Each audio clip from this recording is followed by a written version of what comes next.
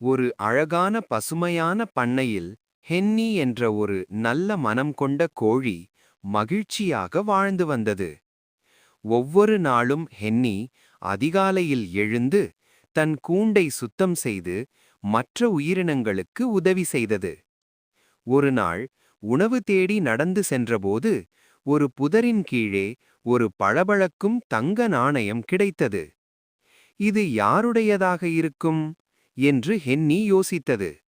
அது மாடு, ஆடு, சேவல் எல்லாரிடமும் கேட்டது. ஆனால் யாருக்கும் அந்த நாணயம் சொந்தமில்லை. உடனே ஹென்னி அந்த நாணயத்தை விவசாயி டாம் அவர்களிடம் கொடுத்தது. ஹென்னியின் நேர்மையை பார்த்த விவசாயி அதனை பாராட்டி ஒரு பெரிய சோளக்கிண்ணம் கொடுத்தார்.